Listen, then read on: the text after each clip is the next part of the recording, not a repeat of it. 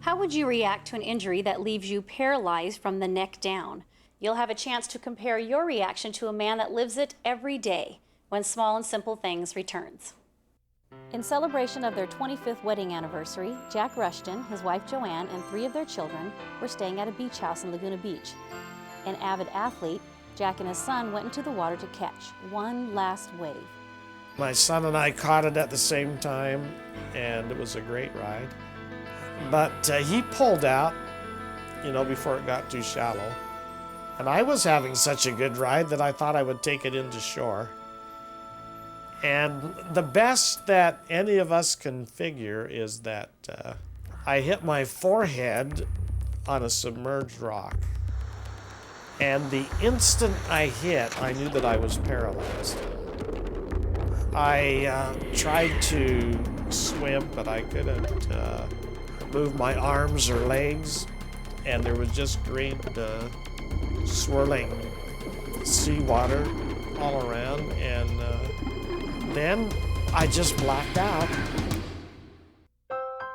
2 hours later at Laguna Hospital, I woke up, and there was a circle of nurses and doctors standing around me, and one of the nurses said, "Mr. Rushton, you've had a bad accident.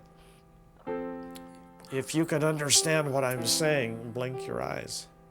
And I blinked my eyes, and there was a collective sigh of relief, because they felt that as bad as the injury was, that at least I had not suffered any brain damage. And so that was the beginning of a new life, and with all that would be involved with that.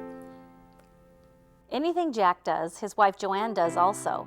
She has become his limbs and claims with a smile that she's the one that's physically challenged. And though caring for Jack can be a challenge, it's not one without its rewards.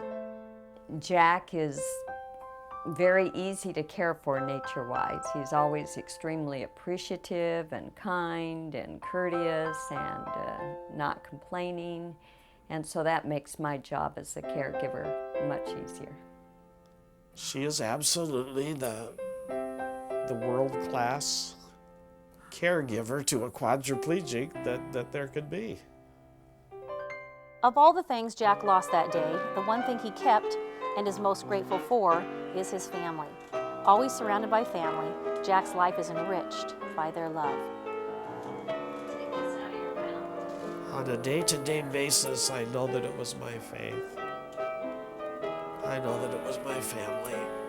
The thing that came to me at that moment, almost immediately, was a new perspective about life. All of a sudden, I sort of realized that any material possessions, positions, degrees, none of that really made much of a difference. That the only thing that was important at all was the relationships that I had with my family and with God.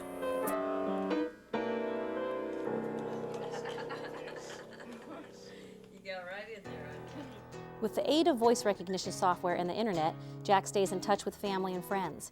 He's writing a book and even teaches a weekly Bible class on Sunday to a standing room only crowd. And so, in one fell swoop, what does Job lose? Everything, practically. Well, what is everything?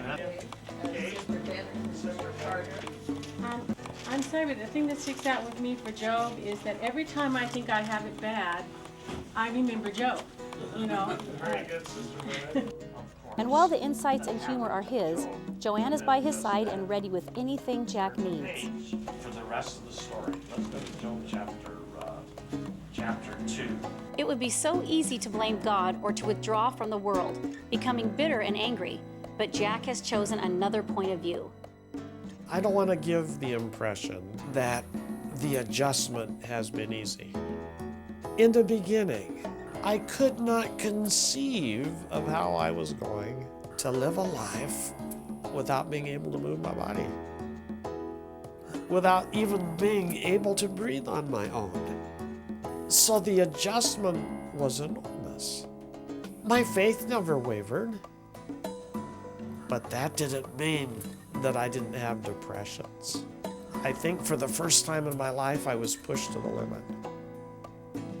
And literally, there was nowhere to turn. And so I turned to the Lord.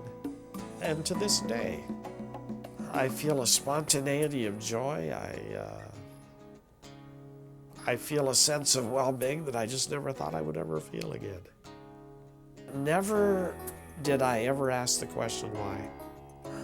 I don't know why it happened, and it doesn't matter. Tragedies can come into our lives. Problems will come into all of our lives.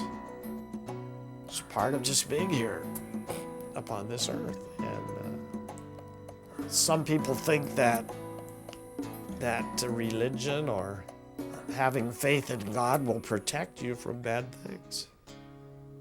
I don't think that's the point. I think the point is that if our faith is strong, that when bad things happen, which they will, we'll be able to deal with them.